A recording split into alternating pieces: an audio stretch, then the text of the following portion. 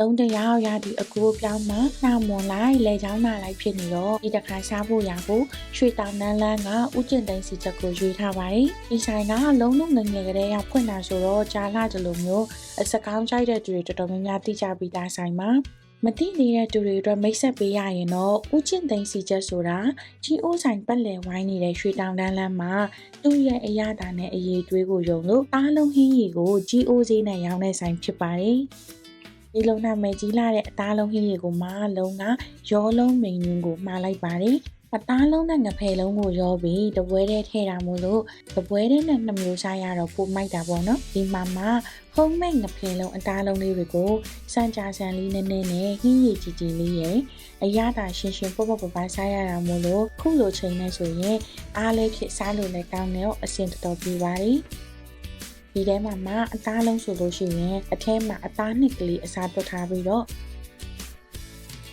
အဖေလုံးဆိုလို့ရှိရင်လည်းကျင်းနဲ့မွေးမွေးလေးနဲ့သလုံးဆိုတစ်လုံးအကြီးကြီးမို့လို့ဒီဈေးပေးရတာလည်းပြီးပြော်တယ်လို့တွေးမိပါတယ်။ထောက်ဆွဲစီချက်ဖတ်ထုတ်စီချက်တွေကအပေါ်စားသမားတွေအတွက်ဆိုလို့ရှိရင်နည်းနည်းလေးတဲ့ထဲပါပါမယ်။ဒါပေမဲ့လုံးတော့အချိုးမုံလေးနည်းနည်းရှော့လိုက်ရင်ကိုအကိုက်ပါပဲ။ကျက်သွန်ဖြူစီချက်နဲ့လေးတင်းနေတဲ့ခောက်ဆွဲတာကတော်တော်လေးစားလို့ကောင်းပါတယ်။ခောက်ဆွဲတာကိုပြောရရင်ဝါလို့ကောင်းပေမဲ့အခုထက်နည်းနည်းအလုံးပါရင်တော့စီနီကက်နဲ့ပို့ပြီးတအားတဲ့ဖြစ်မလားလို့တွေးမိပါတယ်။ဖတ်ထုတ်စီချက်ဆိုလို့ရှိရင်လည်းလုံးရဲ့ all time favorite menu ပါပဲ။ဒီမှာစီချက်အပြင်စားကိုစားကြည့်တင်တာကတော့ဘဲနဲ့ပတ်သက်တဲ့အလုပ်တွေပါလုံးကပုံမှန်ဆိုအရေးကုန်ကိုလူစားနေရတော့ဒီမှာဘေးရီကွန်တုံးလေးကိုမဖြစ်မနေမှာစားပါတယ်နီးနှမရှိအောင်ပေါင်းထားပြီးတဲ့ဘေးရီကွန်တွေကိုပဲညံ့ပြားရီကောင်းစားလေးရင်စီမွေးနဲ့ငရုတ်စီလေးရဲ့ကိုအထက်ကသုံးပြီးတော့တုပ်ပေးထားတာဖြစ်ပါတယ်